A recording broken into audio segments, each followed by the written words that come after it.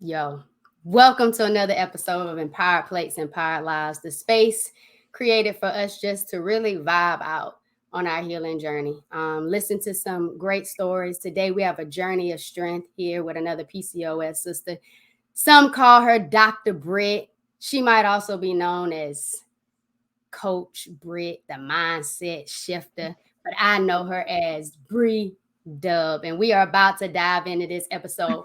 But before we get into this episode, vibe with me, y'all. Welcome to the Empowered Plates, Empowered Lives podcast.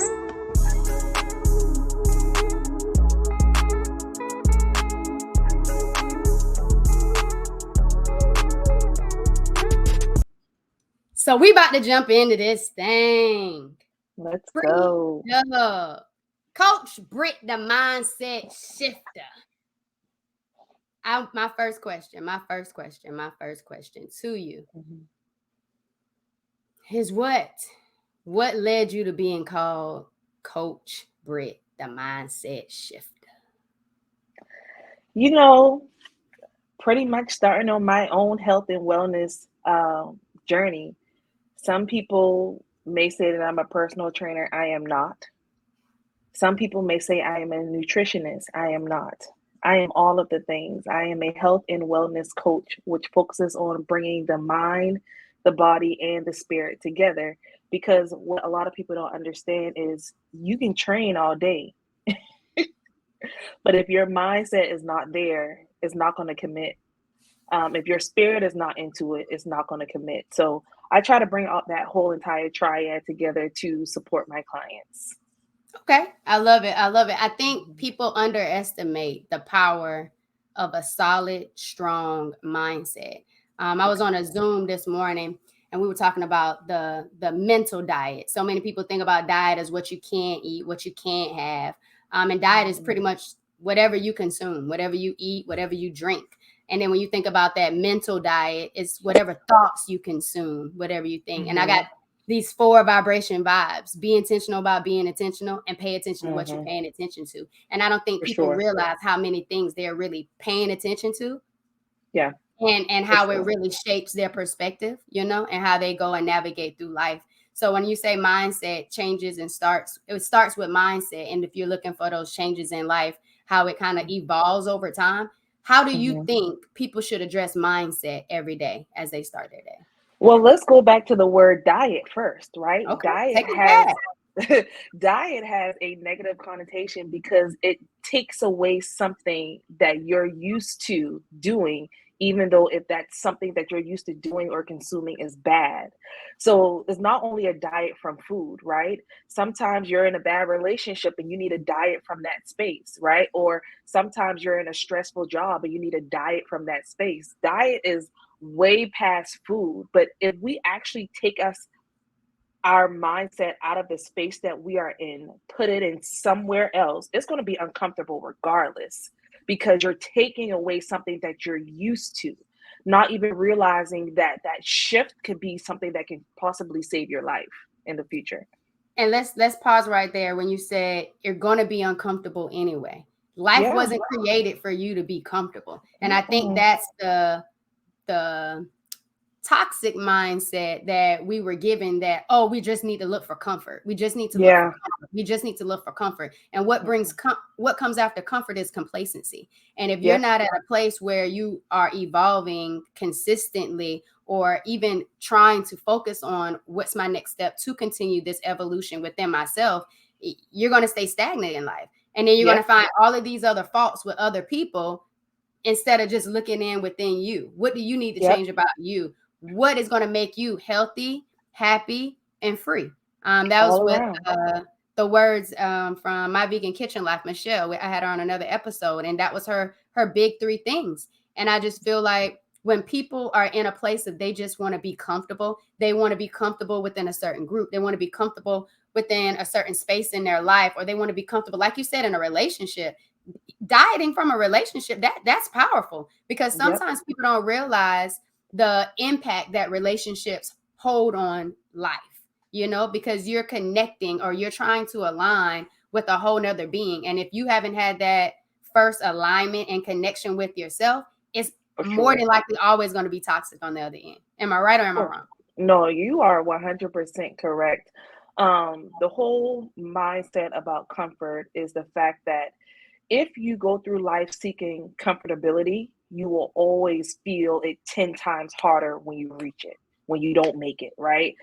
If you go through life seeking comfortability, it will always impact you 10 times harder because you don't know how to operate in a space of uncomfort. And sometimes getting in the habit of being comfortable with being uncomfortable, it kind of makes your life a little bit easier because you already have the mentality to say, hey, I know when I get somewhere, it's going to make me feel uncomfortable in the moment. However, it's not going to be as hard for me to deal with because I know that some things in life don't just go according to plan, right? I found myself the other day, I was something on a smaller scale. I was making a protein shake. I dropped my protein shake on the floor. And I said, you know what? Today is going to be a bad day. And then I had to bring that back. Like, I have the means to replace that. So I'm good, right? I could just clean it up. There's still some more in the can. I have a backup in the storage closet, right? So it's literally in that moment could have set the tone for my entire day. But in that moment, I realized what I was doing. If you're a person who seeks comfort, you won't even be able to realize what you did in that moment to shift it. So now throughout your entire day, you're having a bad day. And I think the key word you said in there was a moment. Yeah. Why allow a moment to really transition or, really prolong a feeling or emotion that happened at this particular point in time to really take you in through for the rest of your day, the week, a month, few months, a year. Like some people really will take one moment and drag that one moment out. And it's like, but it was a moment. Mm-hmm. It was a moment. How many more moments had you had before then? And why focus on the bad moment or the moment that didn't go your way? Let's not even call it a bad moment. The moment that didn't go the way you intended for it to go. Having tantrums as an adult. And that too goes back into not only prolonging a moment, but that's also some healing that we need to really address. Because some people don't want to take that accountability that they need to heal, that something within them might need to change, even if it's a mindset shift. Even if it's a mindset shift. Someone could have wronged you. Someone could have did a situation wrong in a moment. But at the end of the day, you have to have that mindset shift. Like that power of a mindset shift is just crazy. But I'm glad we started with mindset since we with the mindset shifter, Coach Brit. But let's get into this thing. Dr. Brit, you clearly have a mindset to get all the way to a title of Dr. Brit. Yes. Talk to me about your overcoming obstacles and challenges in order to be a Black female doctor in this American society. And I just want to shout out my line sister Marcy, because she always used to do this, that had this saying, it was like, have an overcoming week. I hope you have an overcoming day. And I think that's just motivation to know that whatever moments you face, you have the possibility and the power to overcome if you choose it. For sure. So talk to me about this Dr. Brit. This Dr. Brit, since we know Coach Brit, the mindset shifter. Yeah, so I've been in school all my life since I was 4 years old. So when I walked across that stage with my doctoral degree, I was like, you know what? I am done. But I'm also teaching in higher ed, so I'm still in school, right? So it has been the most challenging 5 years of my life. After I got my master's, I was like, I'm just going to go into it because I knew if I did not go into it, I would have got complacent in the life that I was in. I wasn't going to do it. But what made me seek my doctoral degree is I wanted to teach on a collegiate level and not just like a community college. I wanted to teach at a top school where I can impact the masses and make a decision, a choice, right? I had 3 school offers after I left with my doctoral degree, which is an honor within itself, especially if you're in the computer science technology space. It is hard out here. A lot of people who work in this field have been there for 10 plus years, their tenure, right? I'm actually a clinical associate professor where we aren't tenure track, but we do pretty much the same amount of work as tenure track. We go to conferences. We have to do research that is required. I'm up for a contract renewal right now, and they're telling me that I need all this stuff by the 30th, right? It's hard out here. It's hard out here, but what keeps me motivated is my students, right? I have the opportunity to implement mindset inside of the classroom, because when I was going to school, I'm gonna be honest, I just want to get a passing grade.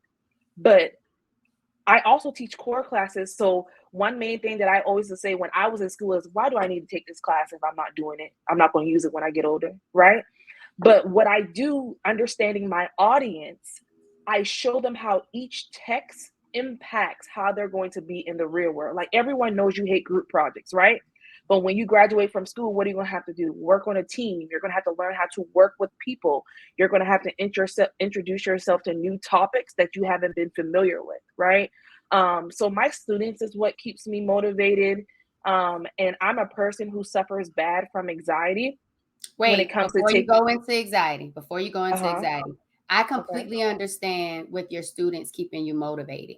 And I think that we shouldn't go past that too fast with having social and emotional spaces in the Yeah. classroom. Even the fact that you teach college students, I teach middle school students, and I am a stickler for making sure they have time for themselves. In the Oh, for morning, we have sure. affirmations being said, and instead of them just listening to it, I make them repeat it and tell them that there's power in their words. Mm-hmm. But it's this power of knowing yourself, loving yourself, and having this way of how you speak to yourself that is For sure. imperative.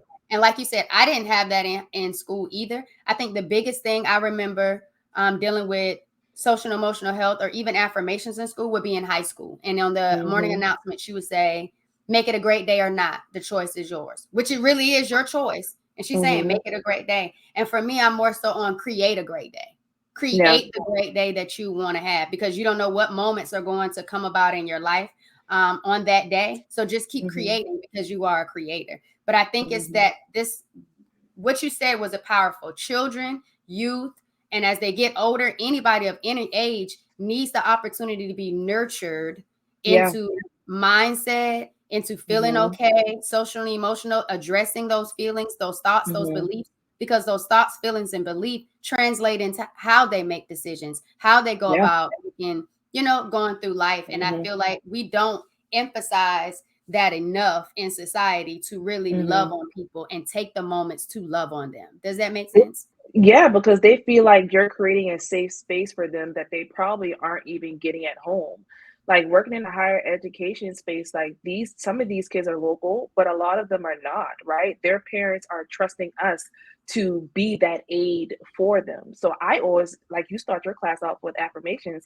I start my class off with music, because speaking to the soul, I've always been a big music person. And if I'm walking, I've shifted their mindset so much to the point where if I walk in the room and I don't speak, there's this one student that always yells, "Hey, Dr. Brit, how you feeling today?" Right?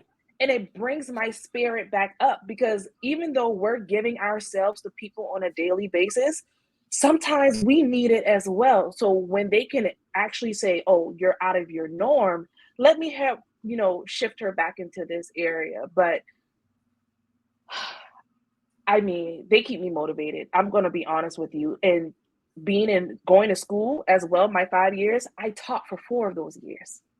4 of those years at the school where I was getting my degree. I spent 2 hours in DC traffic traveling to Towson, Maryland to get to a evening class. And then when I moved to where I am now, I flew for a whole year back and forth to teach one class a week outside of my virtual classes. That's how much I loved what I did.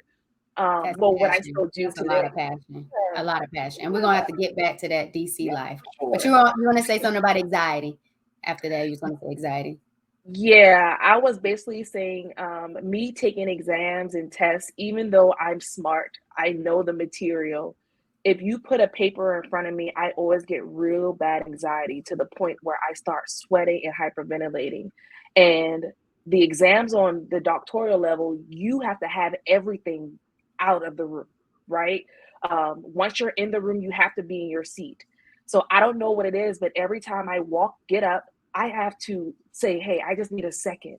And they're watching me in the hallway, and I'm just pacing back and forth, and they're making sure I'm not looking on my phone for answers and all this stuff. So, and I've been struggling with that since I've been in elementary school. So that's one of the reasons why I chose my university, because I did not have to take a standardized test to get inside of that school.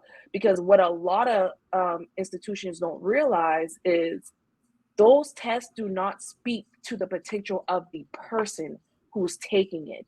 It only speaks to what they feel in that moment, not the knowledge that they have, but what they feel in that moment. And yes, there are some people who just don't know it, right? But for people who do know it in that moment, how do they feel sitting at that table? And that's one of the most constraint things that people have put on us in the education space as those tests.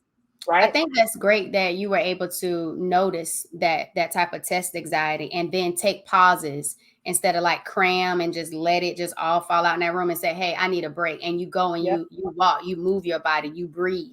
What are some tips for people who suffer from test anxiety that you found maybe work for you, or that you suggest to maybe some of your students who also get overwhelmed when it comes to standardized testing or just having test anxiety, period? My recommendations are find what makes you distracted in that moment. Mm-hmm. Because even if you know the material, it's somewhere in your mind.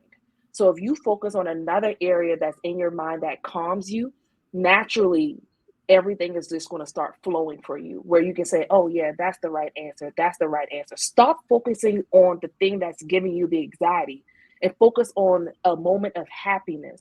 And just watch how the words just spit out on a paper. Now, always have a bottle of water, because what people don't realize is when you drink water, a lot of people, okay, you're forced to drink a gallon of water a day, right? You're just gulping and gulping and gulping and gulping, forcing that water.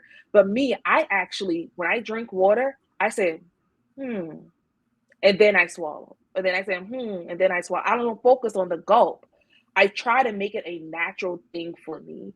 So definitely. You're a mindful drinker.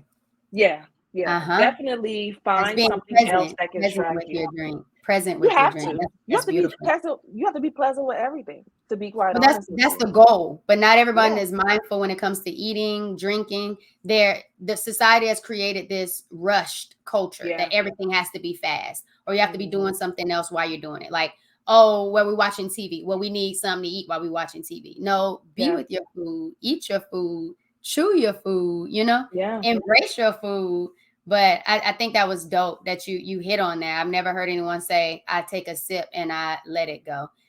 When I used to try to hydrate and get so much water in, I just kind of I said, I'm planting a seed, so my seeds need to be watered. So I must hydrate to continue to water the seeds and the things that I want to see come out of my life. And I think those are the moments that I feel I can gulp now. I might not just sip, I'll gulp. And then I just kind of breathe and be like, yes, I am my own gardener. Well, let me say one thing. So vitamins, right? They can come in powder form or they can come in pill form, even if someone is just taking medication. When I used to take the pill form, when I first started out, and I'm a naturalist, so I don't take pills or anything, but now I take vitamins, right? Because I'm trying to supplement for those things that I may be lacking with my eating nutrition. So I used to be the person to take one tablet at a time. And I feel like every time it would get stuck, because mentally I am taking a pill, right? Until another coach in my space said, girl, if you don't just gulp it and throw it back.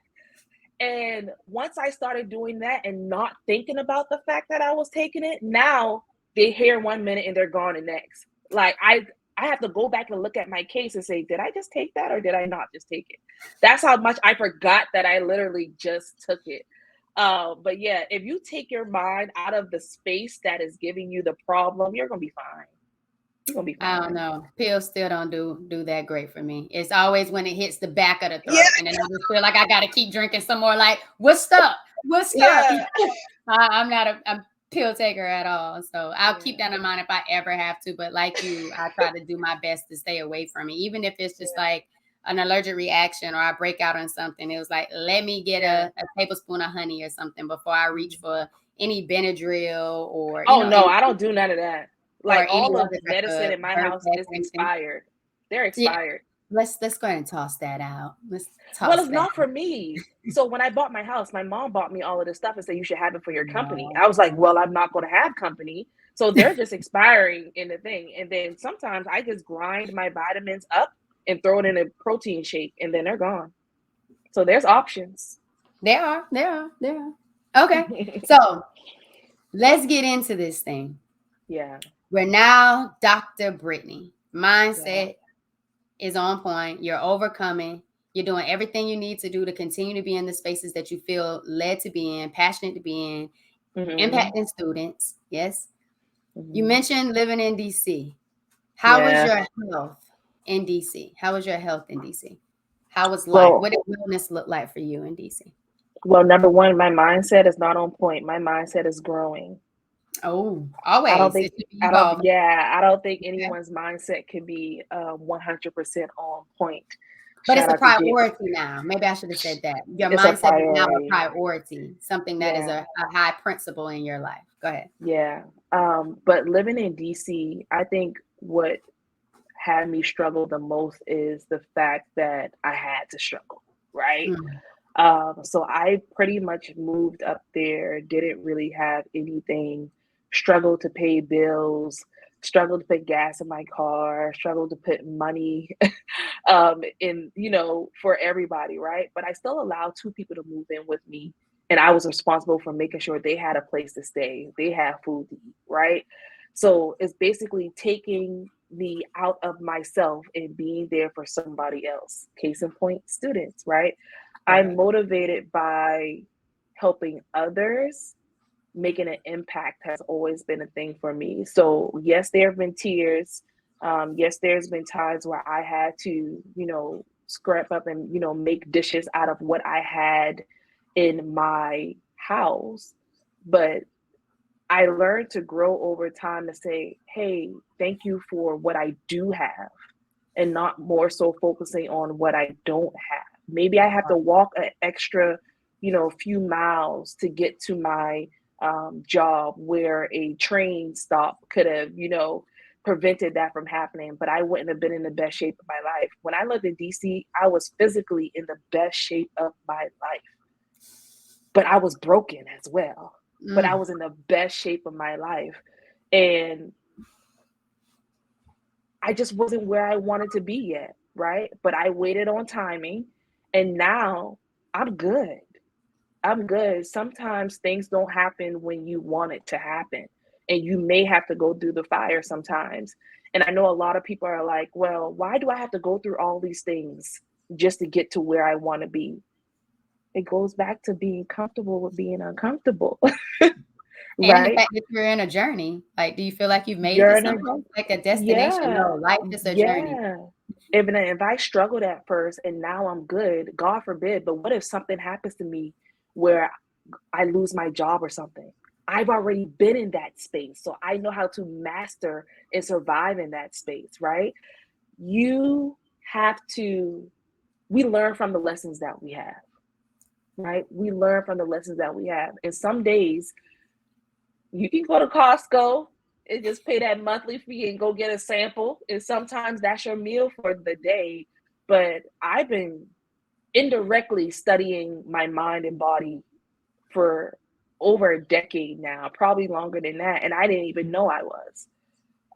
This prepared me for everything that I'm going through now. So if I show up in my classroom, people don't feel the bad energy. Or if I show up to a family gathering, I'm still my happy-go-lucky self. But that doesn't mean that I suppress how I'm feeling. I've already communicated that with the person I needed to communicate with that with, and let it go in that moment. right? There's no point in dwelling on how you're feeling in a situation that you can work towards changing.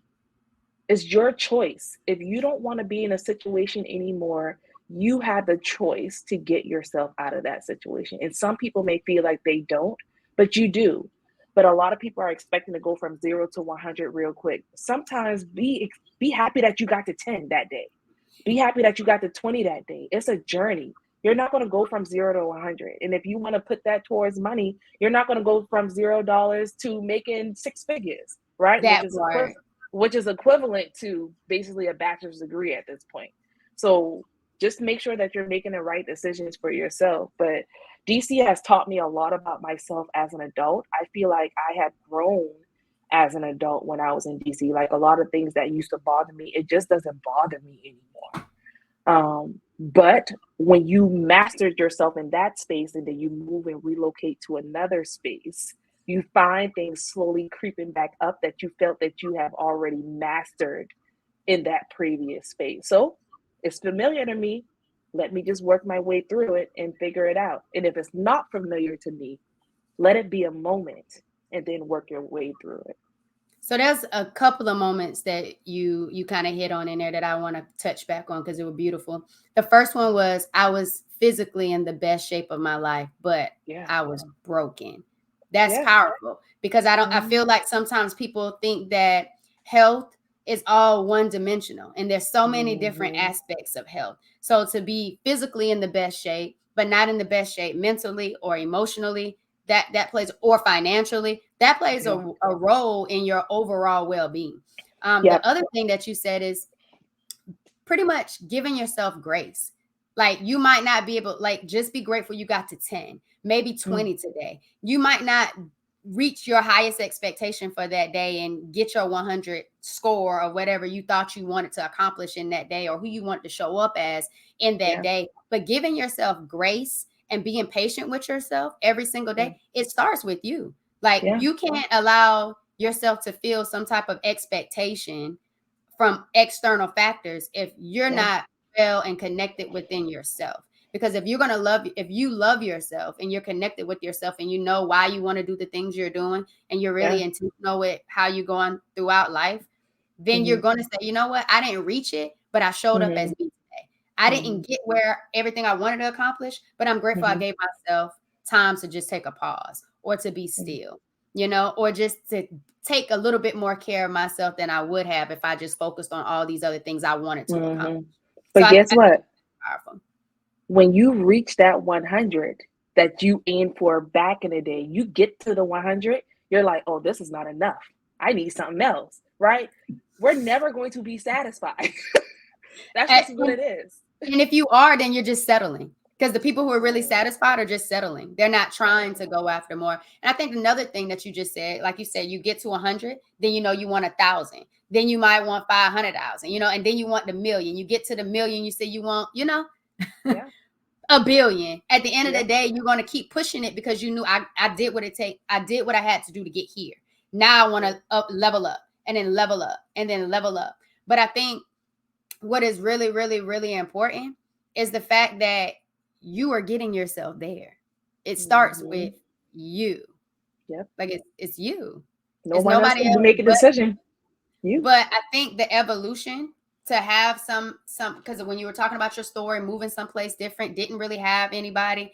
When you move out of your space, let's say your hometown, sometimes it takes that first step of going to college. And then like you're in a new college town, you know, and you might not go as far away from home when you're in college and you still have a little bit, like you said, a little bit of security, a little bit of safety net. You're not adulting yet because everyone knows you're in that phase of getting to real life, even though every day is real life.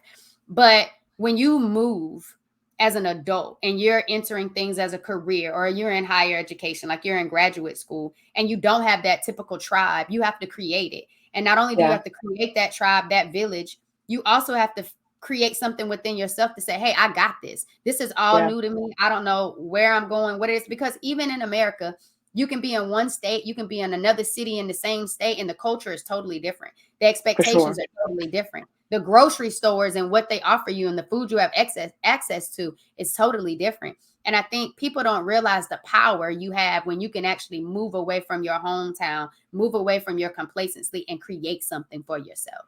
And I think that you that was something you mentioned that I just wanted to shine a little extra light on, because too many people stay stuck in complacency or stay stuck. And I'm not saying people who stay home, aren't living their best life, because they are. I'm just saying there's a evolution that really occurs within yourself, when you're able to go out in the world outside of your comfort zone and really become something. And nothing's wrong with going back home. But I even think the Bible mentions something about that, like going out someplace, because you'll be more prone to doing bigger things and making a bigger impact than what you would be able to do within the comfort of your space to the people who already know you or think they know you, versus you going out and getting to know yourself. Because who you were in DC, you probably didn't even know that was going to be who you were, right or wrong. Yeah, no, right.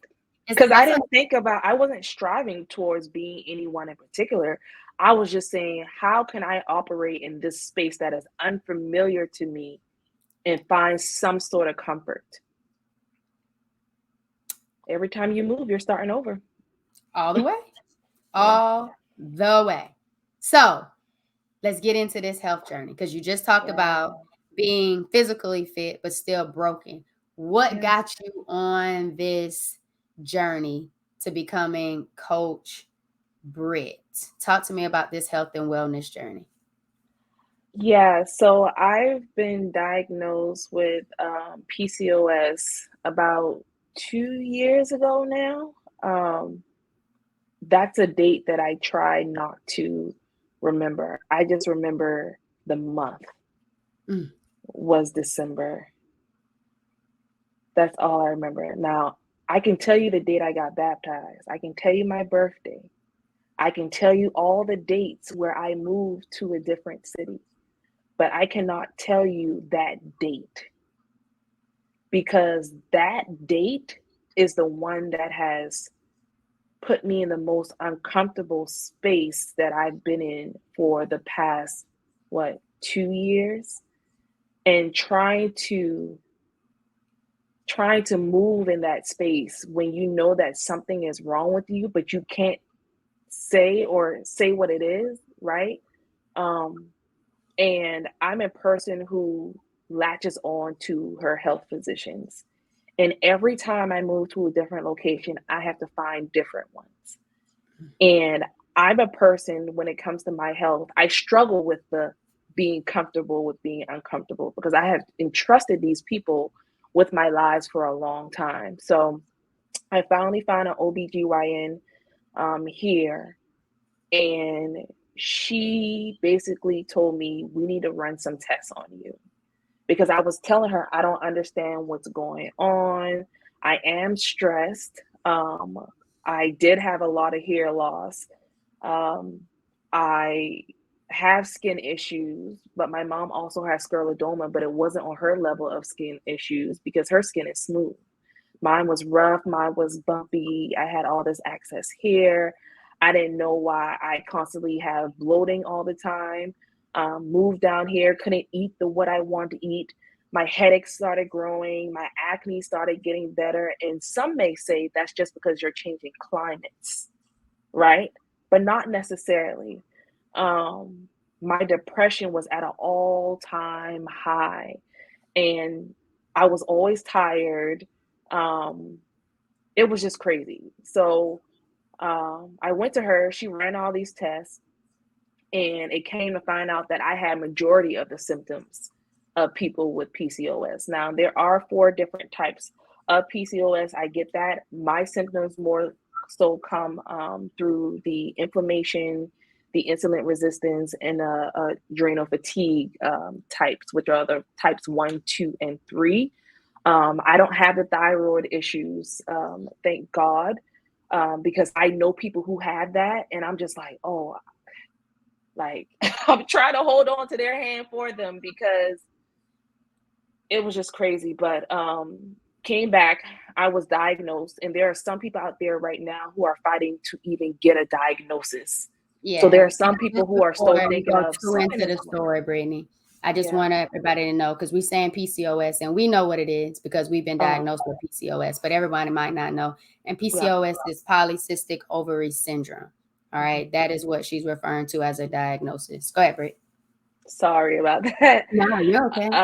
You know, we live in a world of acronyms. We do. But yeah, so it was hard for me. And then also I was in an unfamiliar area. I was in a stressful relationship. I was starting a new job. I was working 2 jobs, didn't really want to do what I was doing.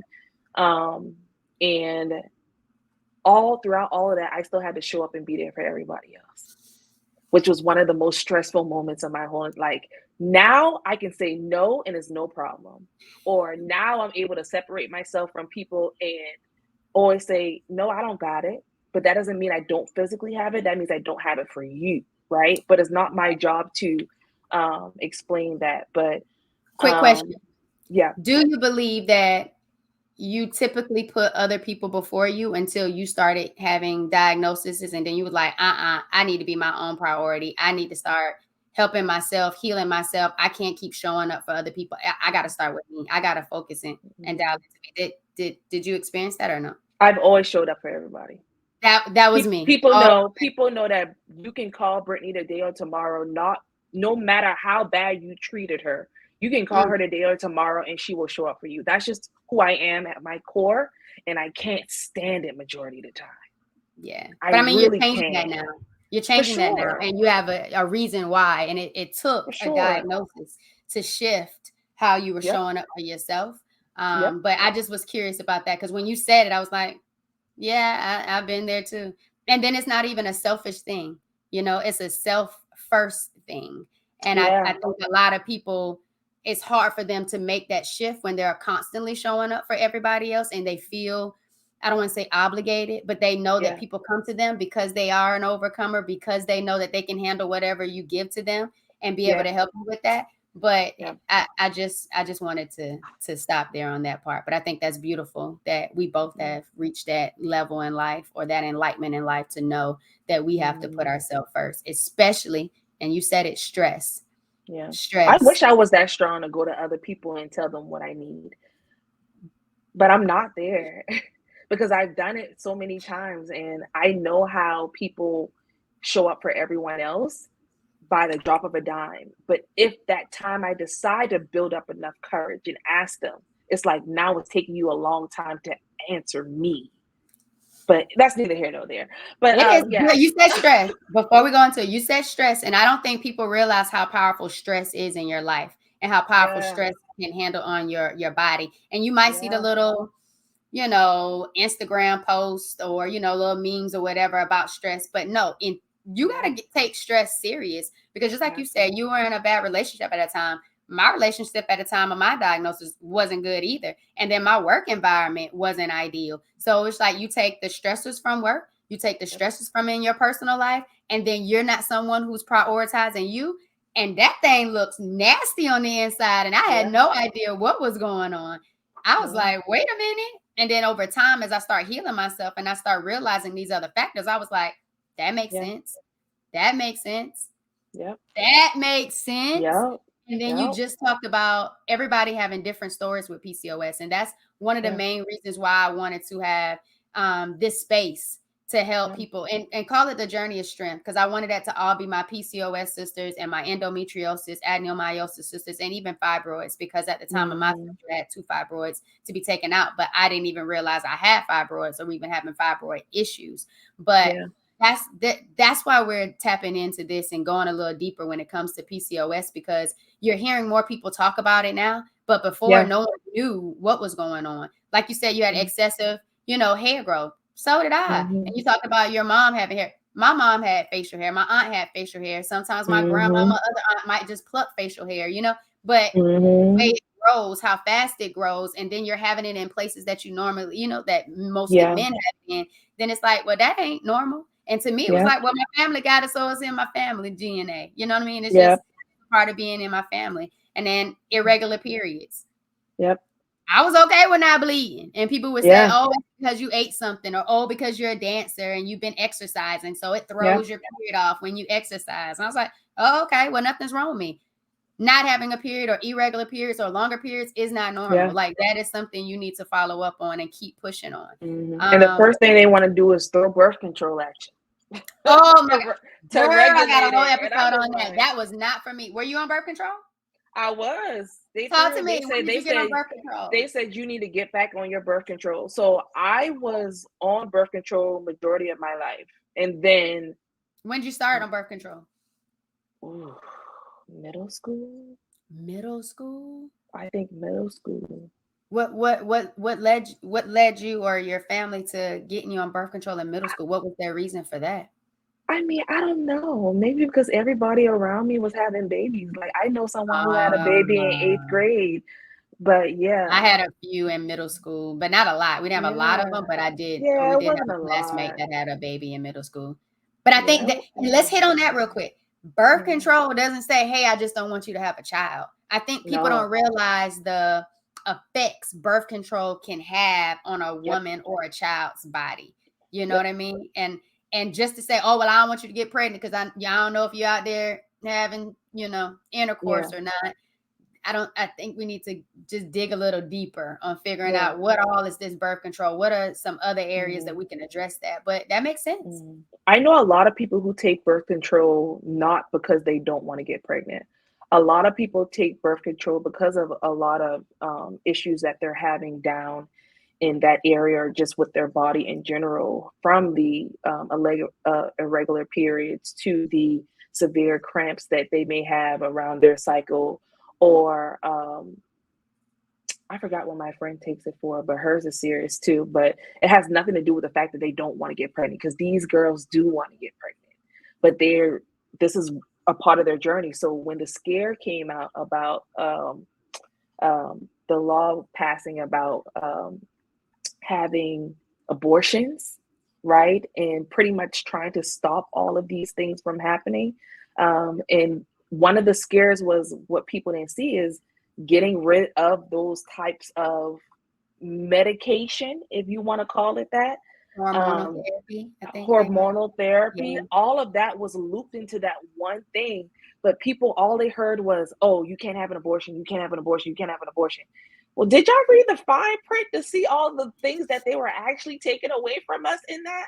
But that's neither here nor there. So I know a lot of people. I mean, that's still powerful though, because that is still women's health, and that's an issue. Like, we're already over here trying to advocate for things that people aren't really telling us and being upfront about. How often do you even go to your OBGYN and are even educated on possibilities of PCOS, endometriosis, any of that? Like you said, some people are advocating. They're saying, these are the signs. These are the things that I think are going on with me. Do what I need. This is what I need you to follow through with. And some even medical professionals are just like, well, what is that? I ain't even heard of that. And they won't diagnose them. And they won't, like, they're literally refusing. They're refusing to diagnose them.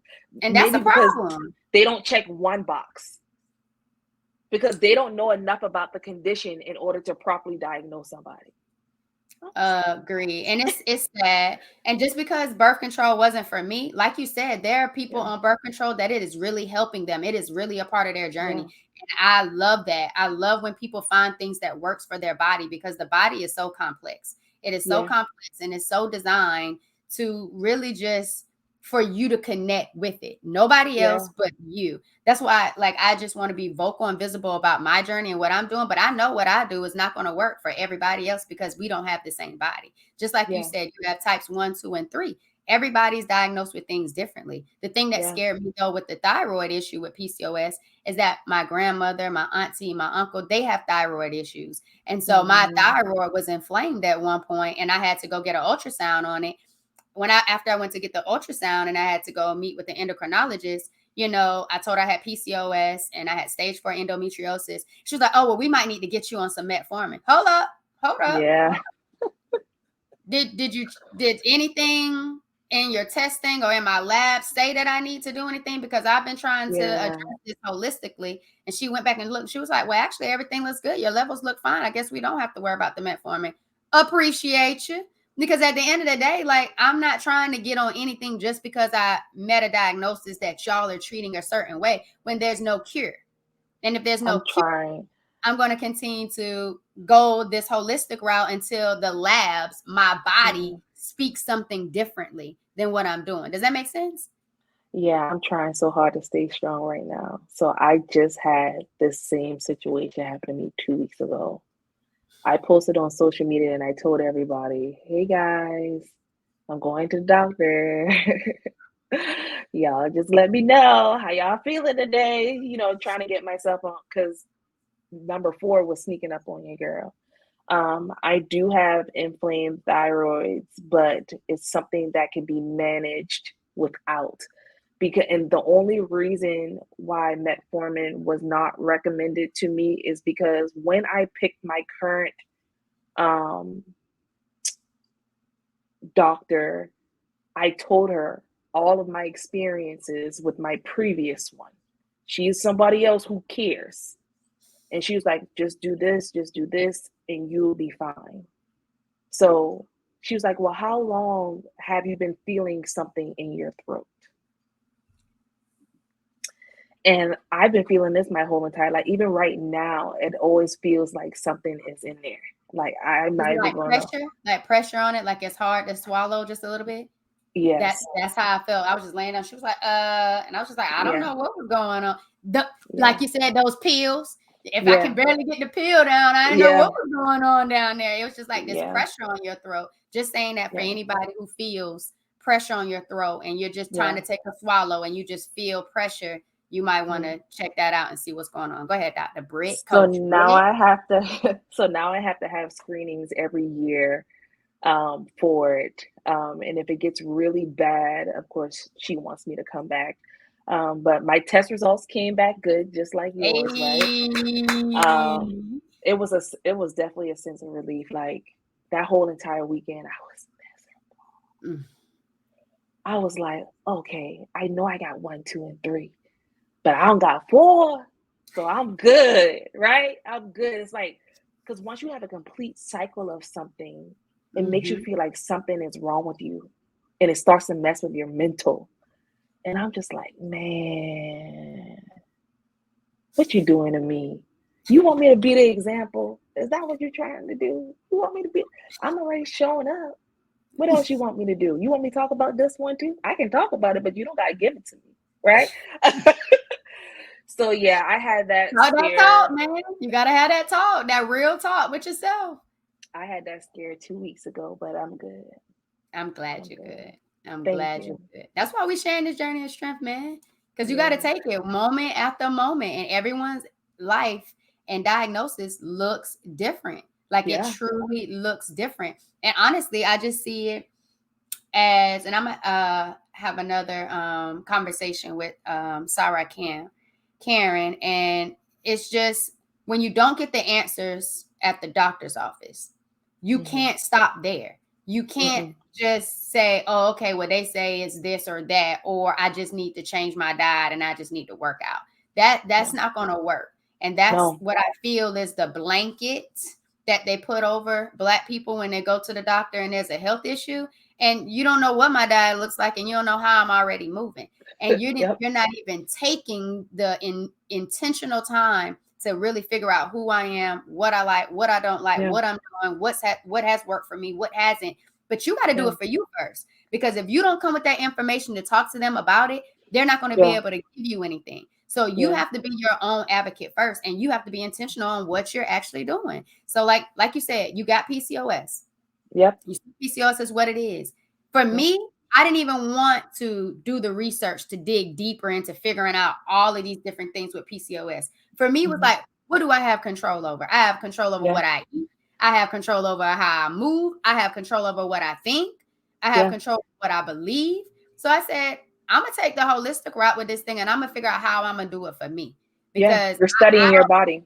There you go. And I have to make that connection, because I was thinking that I was good. You know, I was a dancer. I felt like I looked pretty good. I had those times in my life where I've gained, a good bit of weight, and then I've lost it and I gained a good bit of weight. But I've always felt like I had a good physical life. At some point, I was either walking, I was either doing the Groupons and getting into some of those gyms, you know, like the little hit things and little boot Come on, camp. health and wellness coach. I'm just trying to tell you, like, I always got into those things because as a dancer, I naturally moved every single day. And then you get older and you kind of lose out on some of those routines. It's like, no, how do you build this back in as an adult? How do you find things that you truly enjoy that keeps you consistent with moving and consistency? And some people think it's time. Yeah. Right? It's time. Consistency is time. How many times you're doing something. It's not the thing you're doing. Because you can consistently over time do nothing. You can consistently over time reject the opportunity to, you know, connect with yourself. That's consistent. That's still consistency. Consistency is based on time. So get consistent with connecting with yourself, figuring out what your body responds to and what it doesn't. And I just think that this is just an important conversation to have because not a lot of people are talking about PCOS. Not a lot of people are educating others on how they are combating it and going through it, or let alone some of those, like you said, not so good moments that it's hard for you to even keep pushing because it's like, man, I'm struggling right now. I'm struggling with myself because your body is a part of you. I'm struggling to figure out what is going on with my body. I'm struggling to figure out how I'm going to keep pushing forward. And it's just kind of like, let's not struggle by ourselves and let's not struggle in silence. Like, let's really start speaking about this thing. And those who are living a little bit better because they're finding ways to manage those symptoms, or they're finding healthcare professionals that really care about educating and showing people how to navigate this thing. That's what it's all about. That's where the empowerment is coming from. That's what I envision or want for this podcast space, is to really empower each other, to really connect with ourselves and be intentional about what we're eating, how we're moving, and our healthy mindset, our mindset over life as a whole, you know? But like you said, we can go back to that part. Like, people are struggling to get the diagnosis. What would you say to someone right now who says, you know what, Brittany, the things that you just stated, I've struggled with myself.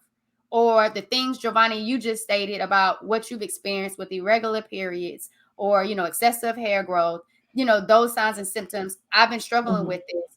What should I do? What are my next steps? How should I better advocate for myself? How do I find people who are knowledgeable about PCOS? What would you say to them, Brittany? Number one, the diagnosis does not 100% have to come to an OBGYN. Sometimes it starts with just having a general doctor, right? And talking to a medical professional who specializes in it. Because a lot of times our OBGYNs, they just don't know. Like, you have OBGYNs who specialize in childbirth. You have OBGYNs who specialize in this. Every doctor, every researcher has their specialty. Okay. So you have to do your research and see what is their specialty and look at the reviews. Everyone has reviews. Google is going to be your friend. Like, when my students go and rate my professor and look at me and my classes max out every semester, right? It's going to be your friend. So you want to find someone who specializes in it. Now, you also have to be careful because there are some doctors, at the end of the day, some of them are just here to get a check, right? So they will target people who think they have a certain situation, misdiagnose them, even if they do not. So how do you weed the bad out with the good? By seeing what the journey is for the people after they got diagnosed, right? Because your doctor can come and diagnose you with PCOS, but if the person is no longer with that doctor, right? Or if the person did not make any progress since the diagnosis, then more than likely it could be something wrong with the health professional, or it could be that the person is just not disciplined enough to care. Me, I was tired of seeing the way I looked. I couldn't stand it. Every time I looked in the mirror, I couldn't stand it. And I was so comfortable because the relationship at the time did not really want to go out anywhere. So when I would build up the confidence to say, hey, let's go do something, and they didn't want to do anything, it was just like, it was easy for me. But it was also hard in the back of my mind. I started thinking, like, you don't want to be seen with me in public? So I'm just like, is it me or is it you? Like, really, what is it? So do your research. see what someone's diagnosis was at the time and what strides they've made after that diagnosis. Because me, I'm a health and wellness coach who's been diagnosed, right? But if I still look the same way that I looked when I was diagnosed, would you want to be a client of mine? No. People gravitate towards physical personal trainers and nutritionists because they aspire to have what they look like. Agree. And it's all on, like you said, results driven. Like, are you giving yourself results? Are you doing what you're saying other people need to be doing in order to get there? So I feel like people aren't going to be attracted to you if you're unable to give them the results that they're looking for and that they need. And a lot of times I think the beautiful part about it is meeting people where they are. Really meeting people where they are, because you might say, oh, I have this program or have all of these ideas of how I think everyone could really dive into this wellness thing. And it's like, nah, start with them. Start with them in mind. What do you need? What are you looking to change first? What are you interested in? Do you want a lifestyle change? Do you want a dietary change? Do you just want to manage symptoms? Are you just here to educate yourself on your body or on the diagnosis that you were just diagnosed on? You know, some people want education. Some people want to be equipped with skills. Meet people where they are. It's not a one size fits all. Big thing, not just with physical trainers, dietitians, you know, any type of coach, any type of, you know, guide. Meet people where they are. I think that's key. And if you find someone who's not willing to meet you where you are and give you that personalized approach, then that person may not be for you, because healing is definitely a comprehensive, personalized approach that you have to drive. Not your healthcare, because our healthcare system, not your family members, not your relationship that you in or your spouse or your partner. You got to drive your health. You got to drive this thing called life, because you're in the driver's seat. Like everything's based on what it is that you plan to do for you. But I think that was dope. I love that inspiration, that guide. Again, this is a part of our Journey of Strength series.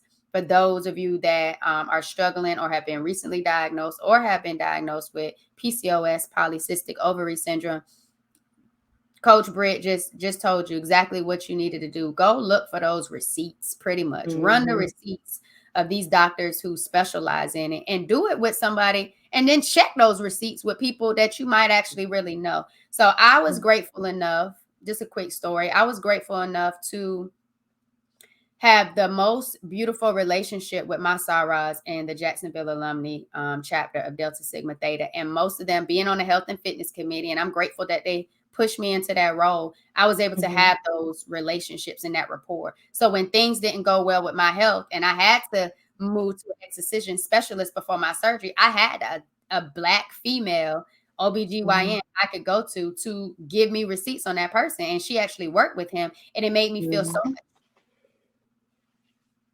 more peace and navigating what I'm going through. Because when you're diagnosed with something and you're thinking you're healthy and you don't know what's going on, and then you hear the word cyst, that automatically scares you. And I think because we're in this culture where anytime we hear cyst, okay, is it benign or is it, you know, cancerous? It's always this scary thing. And it's just like, well, how did the cyst get in me? What did I cause the cyst? So when I get this diagnosis and I'm nervous and I don't know what's going on the inside of my body, and I'm thinking I'm all good because I've always looked on the outside, it's just like, oh, you need that sense of peace. So being able to have a nurse practitioner that looked like me, that I knew, who encouraged me to go get imaging and go to the ER, to where they were able to see, you know, this cyst that was on my ovary that had ruptured, then to go through that whole journey. And then my OBGYN, her husband was the excision surgeon. Like, it just kind of aligned for me. And it was a beautiful story, because after I got diagnosed and I had my surgery on March 3rd, 2020, and I started looking into different aspects of what is endometriosis, what is PCOS now at the time.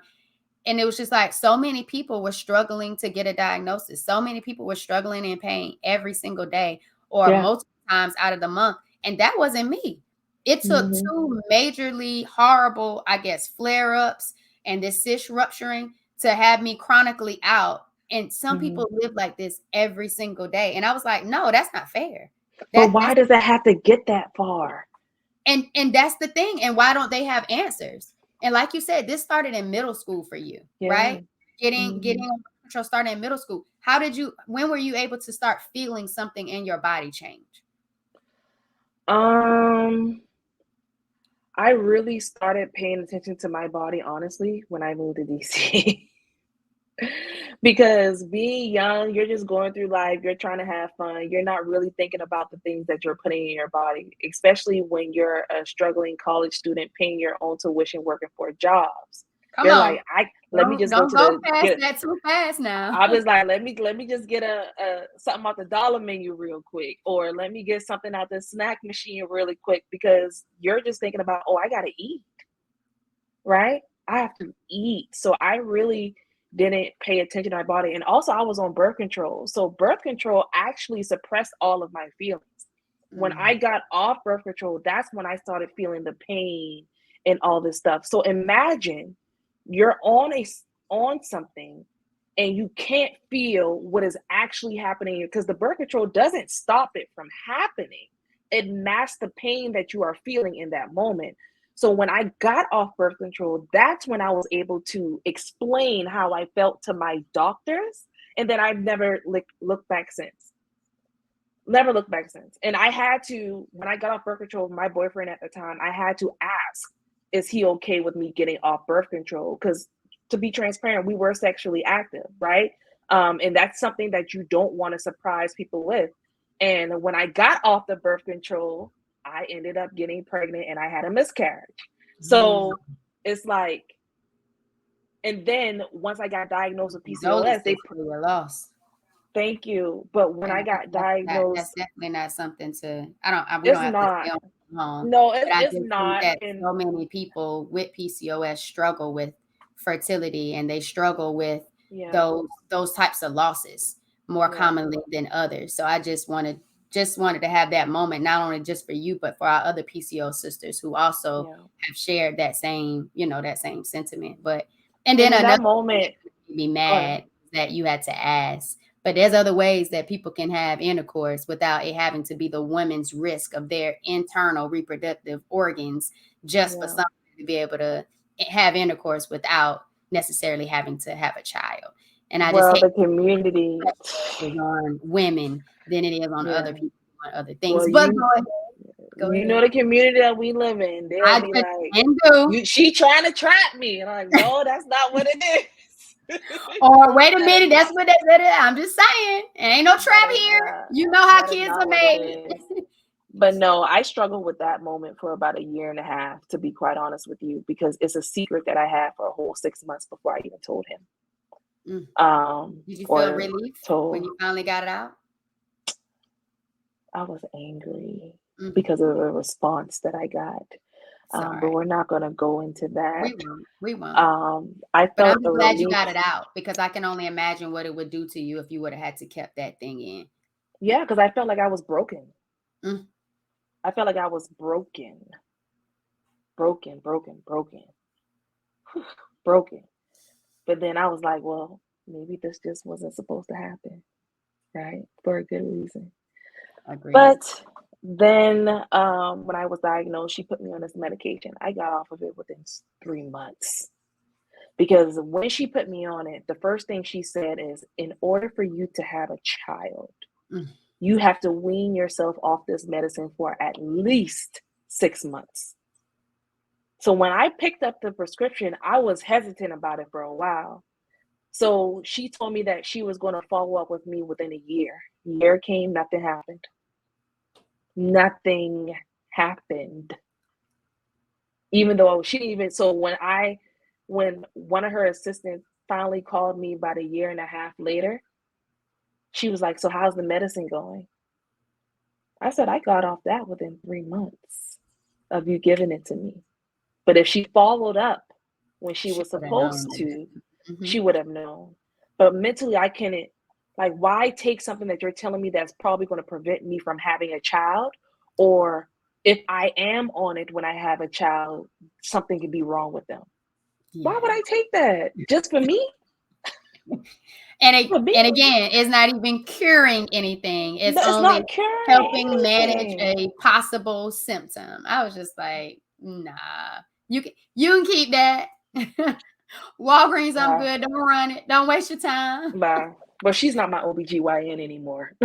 So yeah. That's a word right there. You've got to find somebody that's working with you. You don't have to Yeah. stay nowhere just to be staying someplace. You Yeah. have options. And if you don't have options, look to yourself. Start Yeah. getting into some books, start reading, start learning your body, start figuring out what can work for you, because it's Yeah. not always at the doctor's office. And I'm not saying don't go to the doctor. Please get your diagnosis, figure out what's going on in your body, test yourself regularly so you know what's going on the inside. But don't feel like you have to settle for something that doesn't align with who you are. But also don't be in a place of denial where you're not doing anything at all about it. That's all I'm gonna say on that part. That's what I teach. I teach my clients, like, one thing that we talk about is how the things that they consume throughout their program that I have them on, is how does it make them feel? And I create, especially for my clients who have PCOS, I actually have a PCOS journal where I make sure that they can see what it is on a daily basis, how it makes them feel, because you may not get an initial reaction. It may take a few days, but how do you feel in that moment? How is your mindset? How does your mental feel?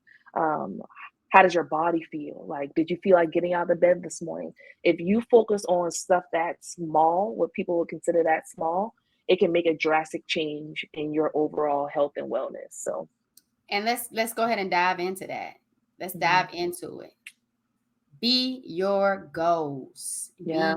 BG Fitness. You talk about your clients. Tell me, how did you even get this started? How did you get this fitness company, this fitness and nutrition company started? What kicked it off for you? Well, I was always like a protein shake supplement girl. Like, I was that one who went to Smoothie King and all of those stuff that has a lot of sugar in it, hidden sugars, guys. I was always that girl. So I started out watching my coach, and she was just so positive about life and motivation and all this stuff. And I literally started out just supporting her. I wasn't even worried about what was going on with me. I was supporting her because I was like, "Hell, I already using stuff, so let me just replace what I got," right? So she literally connected with me throughout my journey. And then the first challenge that I ever participated in, which a lot of people get it misconstrued, is you do not have to participate in a challenge to be on your health and wellness journey or to be a client of mine. I work with my clients individually. Some people just work with their clients during the challenge. I don't do that, right?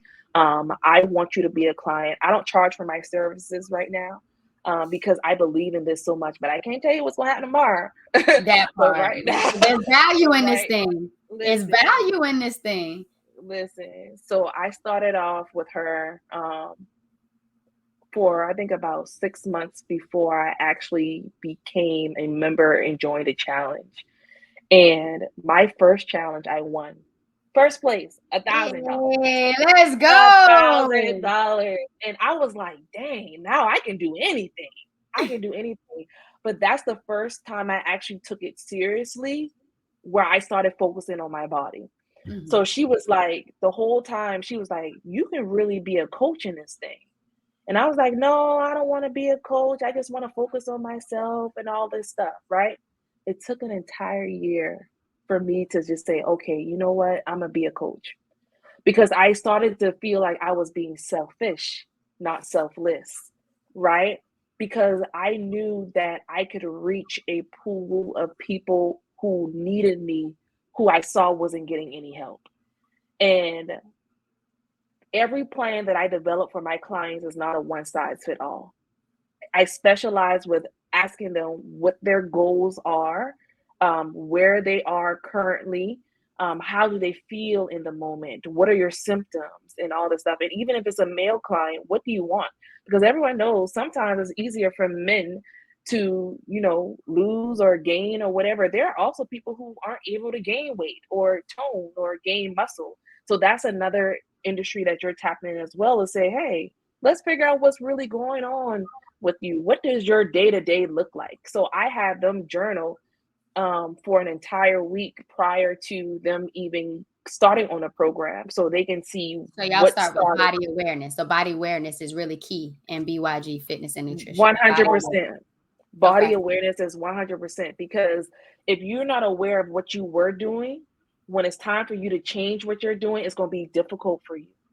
It's going to be more difficult for you, because now if you're aware of what you were doing, you can see how they correlate with one another.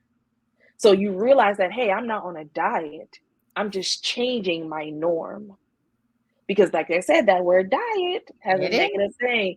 Very much so. It's almost like profanity. Like, don't you say that. Yeah. So that's why I don't focus on weight loss, weight gains. I focus on body transformations. And I think for me, it's more so I like to focus on like intuitive eating or mindful eating, just being mindful of the food choices that you're choosing and being more disciplined and intentional on eating things that you know are going to help you or heal you or be nourishing for your body. I'm not telling you to not eat this or not eat that. I'm just saying I'm being purposeful for what I am eating, because it's either hormonal, addressing my hormones, it's giving me some type of, nutrients of some sort. It's going to be with inflammation, because PCOS and endometriosis can really be addressed with the inflammation. So if I'm going anti-inflammatory foods, fruits, vegetables, that's helping me. When I eat more fruits and vegetables, or even with my juicing throughout before my period and just regularly throughout the month, I can see a total different menstrual cycle for myself that I didn't even realize was even possible to have had I not made different decisions about what I was eating. So it's not. And I love a good steak now. Eat your steak. I never used to get into steak unless it was my mama's steak. My mama didn't cook steak all the time. I love a good steak, but for women who are already struggling with managing their hormones, red meat is probably one of the worst things that you can do. You can have it once a month. But every day, every week, no, because you're putting more hormones in your body, but you're trying to fix the ones that are already. And I don't think people realize that. I don't think people realize the hormones they're consuming. I'm not saying the D word. That's in their D word. I'm just going to say the hormones they're consuming. Like I even try to tell my students about it when they're in there and they're on their cycle and they're feeling so nauseous and sick. I said, okay, so what did you eat yesterday? Did you have any dairy?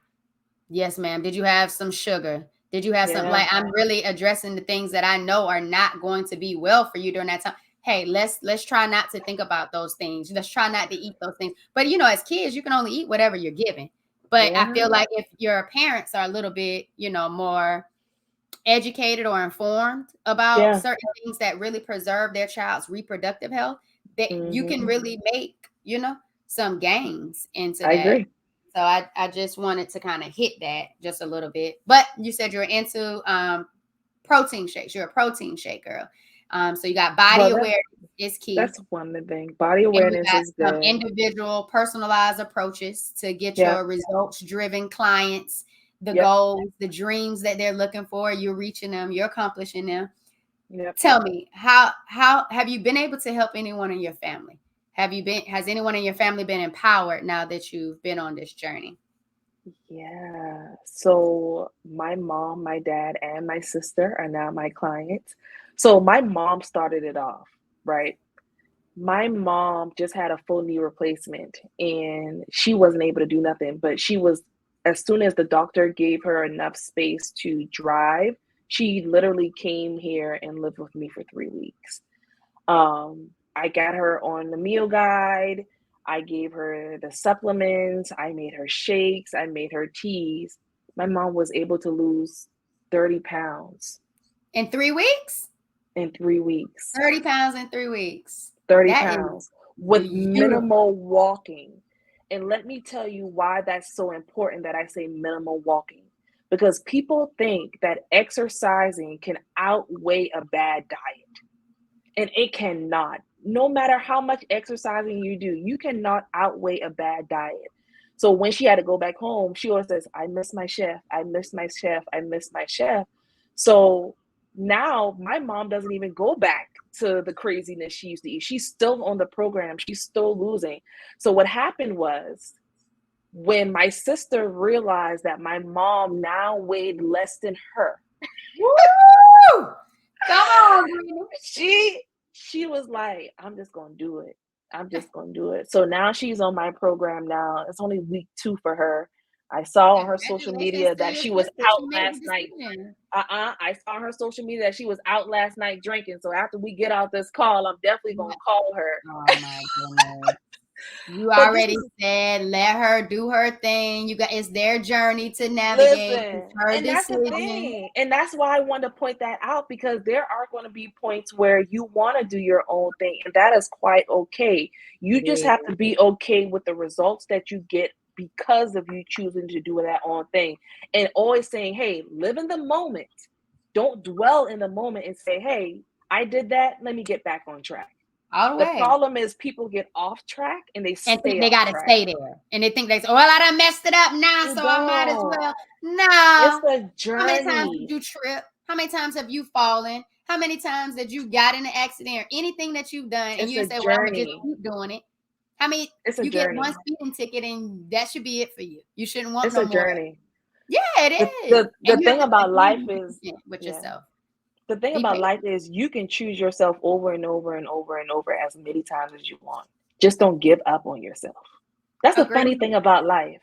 People think that they can just say, you know what, I'm just not going to do this anymore. But I tell people, if you quit today, imagine how far you would have been if you kept going. If you quit today, imagine how you're going to have hiccups. You're going to have road bumps. Do something today that your future self would appreciate. That's how I look at it. Like, do something for you today that your future self would be grateful for. That is what it is for me. But I think when it comes to your sister, I just feel like environment plays a huge role. And if you feel like you need to continue to be in certain environments, it's going to allow you to not be able to make different decisions and choices that align with who you're trying to become and be in that well space. So when you start taking this healing journey serious and you're being intentional about it, the things you eat, the places you go, the people you're normally around, all of that is going to change because you're changing. And it starts with you first. And it's not like, oh, well, this is my comfort. This is what I like to go. This is what I need to do. Nothing's wrong with that. But when you're prioritizing healing, you really have to do it around people who support that. For sure. If not, it's going to be a struggle because now you're fighting for what you want for yourself, but trying to be your old self and you're trying to evolve. So I think that's like a hard spot for people when they're changing. And then like with losing the weight, like your mom, she said she missed her shelf. She loved the way she was feeling. Now, after 3 weeks, 30 pounds lighter, she was enjoying the food she was eating. She wasn't like, oh man, I'm struggling on this, that. I'm dieting. Points. You know what I'm saying? Oh, I can't eat but so much on your cred calculator. I won't throw the whole name out there. You know what I'm saying? We don't got time for that. Agreed. But I wholeheartedly feel you when it comes to your mom. Like my mom really kicked this thing off. She was the one who wanted us to get a juicer. She was watching like Jillian Berry, Harold. I think he used to have cancer. So she was watching a lot of different YouTube channels, or probably I'm going to say reels and short content on Facebook or Instagram or TikTok that she was consuming. And then she would go into the longer form sometimes and actually watch YouTube episodes. But she was just like, I really think we should get a juicer. And I think the juicer, in her mind, the juicer was going to help her dad and her dad's health.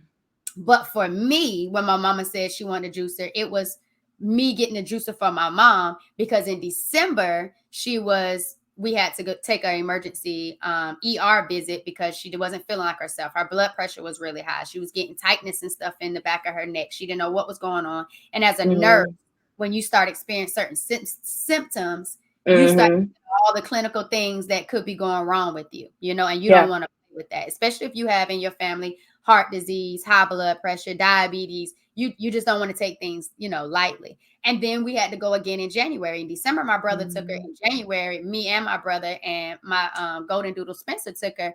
And it was scary for me. We had to, I'm running through stoplights and stop signs, and she just want me to go, go, go, go, go. And this is somebody who, 3 seconds behind somebody else. And, like, nah, she's like, floor it, let's go. And I'm like, okay. But it was scary. So it's like, no, you want this juicer for your dad and you see how it can help him. I'm going to try to help you. I'm going to focus on you. Focus on him. It's the support. That's it. So I ordered that juicer. I ordered all that stuff on Amazon, and we started that thing, and I haven't looked back since. When we got that juicer at the end of January, I went ahead and took out seafood. That was the last animal source that I had. Girl, when you said steak, I love me some blue crabs. Tuna steak, girl. I used to love me some crab legs. That used to be my favorite back in the day. But I just went ahead and took it out, and I got intentional about being intentional, and I wanted to really make sure we were doing this thing. My mama hasn't been back to an ER. She has gotten to a lower weight. She's been able to manage her blood pressure. She's been on this coconut water. She used to be really on and popping with the miles, but then pushing her to do a little bit more walking in the mornings in her miles. She was like 2, and she was good. She chatting with her homegirls out there, getting it in. But, now before she went to Panama, because she was going on Panama on a girls trip, I was like, Ma, you need to go 4 miles. Let's go. And she'd been doing it. She was feeling better. And to me, that's what it's all about. Like, if I can help my mom, then I know that I can create a blueprint to better address the disparities that have been plaguing my family and then potential loved ones. So like there's this one aspect of the podcast, and the reason why I created it was to be able to hear more journeys of strength from other people who've been diagnosed with PCOS, other people who have been diagnosed with endometriosis, because that's me. And remember, we said we have to talk about us first, but then issues in our family that we see that don't make us feel comfortable, that we know if they just allow us to really influence some of their decisions and just embrace some of the things that we're doing, we know that they're going to feel better. They're going to live better because they're going to be intentional about taking a healing journey that's best for them. Does that make sense? And I think that's beautiful. Because in the Black community, everything that you said is it's across the board. High blood pressure, diabetes, all of that. And then we get mad when cancer creep up on us. And it's just like, in cancer, that's a whole nother beast. And that thing will piss you off. Like, girl. It's something. Girl. It's something. And to be quite honest with you, when I had the thyroid scare, that's the first thing that popped in my mind. It literally went from 0 to 100. It didn't go from 0 to 5. No, it went from 0 to 100 because we have been exposed to so many people with the extreme, right? Always. It just went from 0 to 100. It's so like when I got three main things: health, wealth, and relationships. You tempt anyone in an area of that, you trigger anyone in an area with those 3 major things, and it's going to go 0 to 100 because those are the things that people find most valuable: their health, their wealth, and their relationships. And if you don't have those things aligned, it's not going it's not going to look good, and you're going to wonder why it's not, and you're going to find all these other systematic issues that press up against you, and it's really you not aligning with those 3 things, and it's really not you being intentional about how you can really make some stuff happen. And if you don't know, you got people like Coach Brit with BYG, be your goals. They're your goals. Accomplish your goals. Get the optimal health that you want. Like, come on. Like, there are so many people out there. And like you said, in the Black community, we need more of those people being visible, being vocal. And we need more people who are passionate about it, that want to be able to help and bring that value, step into these spaces and build supportive communities. That allow people to just come with whatever it is that they have and say, hey, I want to be intentional about healing. And you take it your step at a time, what works for you, but you have to find that right space for you. But that's where we're going to go with this thing. You have to find your space for you. So I'm going to end on, I'm going to at least give you two questions. And then I want you to be able to tell everybody where they can find you in the event that they feel led to have you be their coach, or even just get to know you a little bit to see if you would be a good fit for them. Because we always know that you have to find the tribe and the group that works for you. So first question, this is for my girl dads. I've had 2 line sisters pass away from cancer, and they had girls left behind. And so we have these fathers that might not know a lot about navigating menstrual health, and you, someone of PCOS, what would be some tips or some things that you would want to share with those girl dads or those fathers who might be you all you always had was a father, you know? Yeah. What would you suggest to them in regards to helping them navigate a holistic, healthy experience for their girls when it comes to their menstrual cycle? Well, it's two situations. The first one would be if your daughter has not had started their menstrual cycle as of yet, and then the second situation would be if they have already started it and how you can be an aid. So with the first one, if they have not, of course you're going to do the little scram, run into the store and getting all of the things. But I highly recommend that you start with organic products. 100% organic products. Do not put tampons. I don't know how transparent we can be, but do not put Full tampons. transparency, Do helping these not put dads out. tampons. Do not put tampons in a young child's body, because that tampon has chemicals within itself. And yes, there are some tampons that have that says organic and all that stuff. But to put tampons in a child who has not been sexually active yet, and you do put it in there, you are starting to spread her wall on the inside.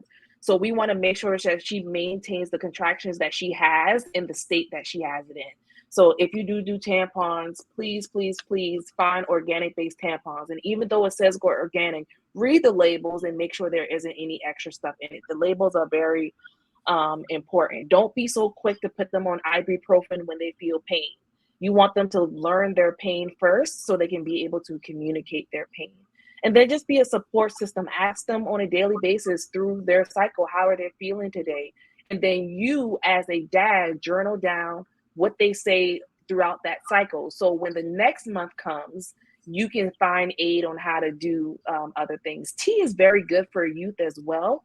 I think hot teas, herbal teas are good. We have a struggle with teas, and I learned this because I lived in Asia for 2 months. We like to put all the sugar and all the stuff in your teas. Let them drink just the tea in the water first. If you want to throw a mint leaf or a lemon peel or wedge in that, if you want to, that is completely okay. But you want to make sure that as a young child who is first experiencing this, or even as the older ones, who's already been through it, you want to make sure that you are not putting anything in their bodies that can possibly harm them or do more bad than good, right? So that's what I would say for the dad whose child is starting out. Now, for the dad whose child has already been there when the mother was still here, rest in peace for all of the mothers, and big ups to the dad who are holding down these girls in the absence of their mother. But when a child is older and they've been at it for a while, it's not just that one thing that they have to worry about that's impacting their cycle. It's the world around them. They're looking at people differently. They're looking at their bodies differently. They're looking at boys, right? The only thing you can do is be there to support them. Yes, do all of the things that I mentioned for the child who just started. But in addition to them, you really have to focus on how they're doing today and make them or get them to the point where they feel comfortable sharing the most uncomfortable thing with you. And I know that's the hardest thing that dads try to do. And let me be honest with you. My dad, he didn't really want to know. He more so talked at me instead of listening. Sit back and listen, hear what she's saying, take what she's saying, and then figure out how you can navigate in that space with her first before, if it's an external thing and someone else is involved, make sure that you have her permission prior to you acting on that external thing, if you know what I'm talking about without saying what I'm talking about. Yes, we try to, as dads, their goal is, oh, I'm protecting my baby, right? They go in protection mode, right? But sometimes she literally just needs a hug. Be more, show them that it's okay to have emotions, right? Because normally, just naturally, this is something that we usually get from our maternal side. We usually get the emotions and, oh, I can cry in your arms and do that. Let them know that you are a safe space, and that makes them more comfortable to share what is exactly going on with them in their bodies. But that was beautiful. That was good. That was good. That was awesome. All right. Last question. Okay. If you could have a meal with any historical figure, who would the historical figure be and what would y'all eat? If I could have a meal with any historical figure, who would that person be? And what would you all eat? What would that meal be? With the guy who founded the Terracotta Warriors. I have no idea who that is. Do you know the guy's name? I forgot his name, but I met him. I still have a picture. I don't know if you can insert it at the end of this, but I'll send it to you. But when I lived in Asia for those 2 months, it was in 2011. Mm-hmm. It was one of the most enlightening experiences I've ever seen in my whole entire life. This guy was a farmer who literally worked day in and day out in the fields for his family. And all of a sudden, he found the remains of this army, the Terracotta Warriors. If you don't know anything, it's an amazing story. And when I went to Asia in 2011, that same guy was signing books. I have a picture standing in front of the remains, and I have a picture of him signing the books. He was the first exposure of authentically seeing how hard it is to work out at something, and how one moment can change your life for the better, to the point where you no longer have to work in the fields to make sure that your family survives anymore. And the reason why I would like to sit at a table with him is because I want to know what his life was in the time of that transition. And if you've ever lived in Asia, everything that they eat is from the ground. From the ground. My first week, I was miserable. But over time, it was just like, oh, I can do this. I feel a little bit lighter. My stomach's getting a little bit flatter. My skin is glowing a little bit more. I was able to see that the food that they consumed from the earth on a daily basis and what it did for them. Mm-hmm. It changed. That's the point where it changed. Like, this is before I moved to DC. I usually moved to DC in the fall. I lived in Asia that spring. And that's when my mindset shift started, because I now had the opportunity to see other people's culture for what it is without trying to impose my Americanism on them, right? And now when I go and I travel, I always immerse myself in the culture that is there, because you can learn something from every group of people. So that's why it's hard for me to see every time the US, all the stuff that they have, how other countries ban certain things that the US have because of what it does to their bodies. But when I tell you, it was amazing. And that's a whole nother show. So we don't even have to get into that part. But what you eating with him though? Because I haven't been to Asia. What y'all eating? What's the plate? What's the meal y'all eating? Plants. So it's mostly going to be plant. Break it down. Let me see this plate. My mouth needs the water. Come on. So one of the main things, because I'm a sauce girl. Okay. And one of the main things that they had that we were responsible for eating over there was kimchi. And kimchi is like a cabbage, but I'm a spice girl. So you can get kimchi in all different types of flavors, but the flavors that they have is not like store-bought flavors. It's literally grinded up different vegetables and spices that you mix into these different things. So for definitely that. So kimchi's on the plate. Kimchi's on a plate. It's like these white sprouts, like these skinny sprouts. Those are on the plate as well. Oh, I wish I knew the name of I know what they look like. Like, it's like, because I go to the farmer's market every weekend. I'm actually going to go after this, but I go to the farmer's market tomorrow. I go to the farmer's market every day, and I may not know the names of it, but I know what they look like.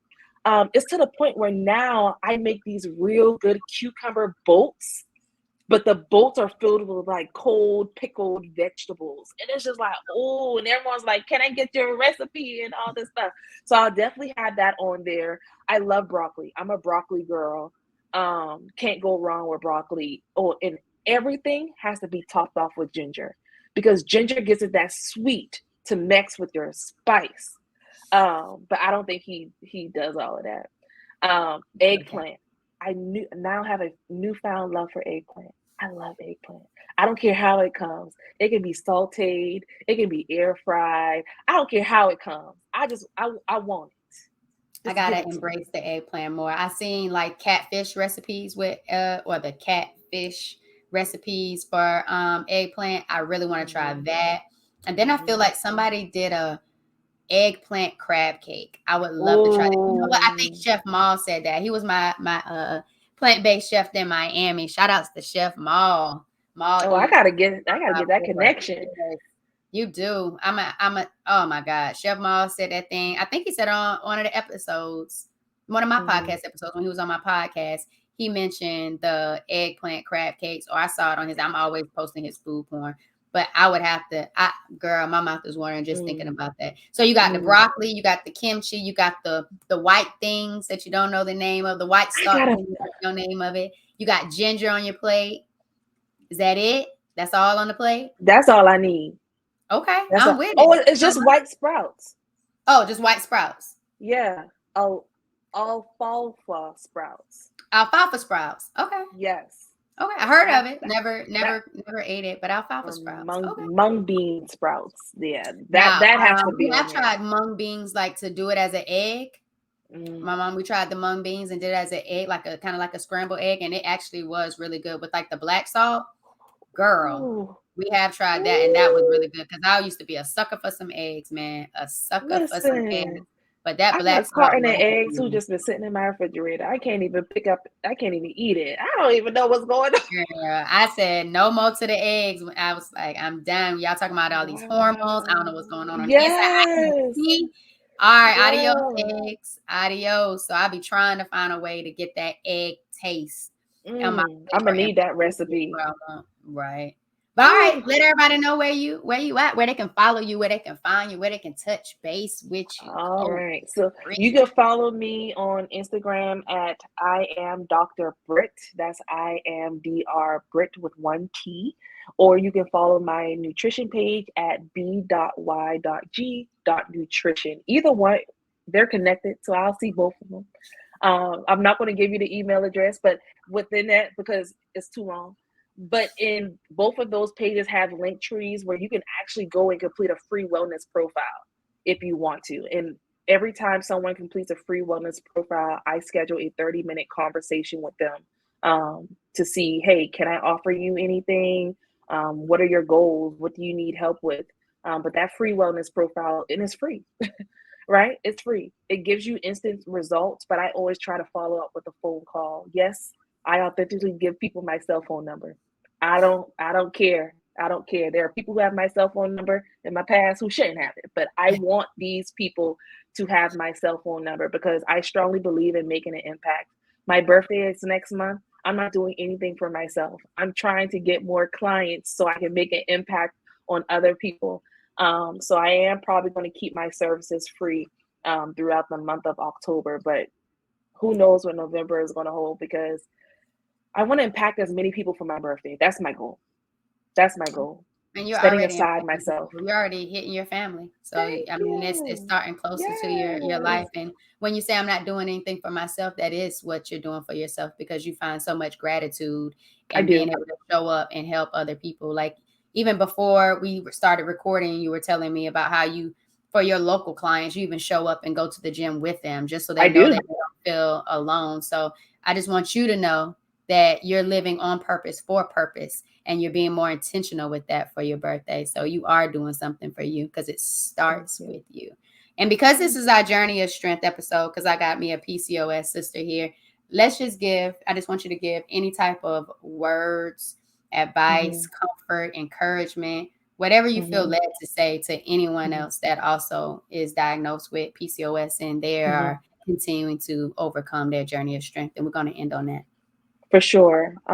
What I want to say is you are not broken.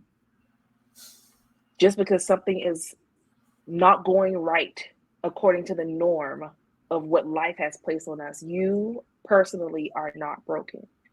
And yes, you may have a social media account and you're following all these people and saying, I want their lives. They probably don't have all this stuff going on. You don't know what's going on behind those closed doors. And that's why I'm saying be your own goals, be your goals. Because if you try to chase someone else's life, you will fail every single time. You are not broken, and be your goals. Thank you. Thank you. I appreciate it. Y'all, this has been a wonderful, wonderful episode of Empowered Plates, Empowered Lives. Make sure you are following our YouTube channel where the visual portion of this podcast will be shown. 4 vibrations, 2, 3, 4, 7. Like, comment, subscribe. Tell us what you want to hear more of. Let us know what you liked. Motivate us in whatever way you feel led to, but just bring us some of that good energy. We greatly appreciate it. On all the other audio platforms, if you were tuning in and vibing with us through those audio airways, definitely make sure you go in, download the episode, follow, comment, give us some good ratings. But most importantly, just keep vibing with us, loving on us, and empowering us and other women out here to do what it is that we need to do to embrace women's health, but be an impact and be of value. We love you and we are grateful for y'all. Be easy.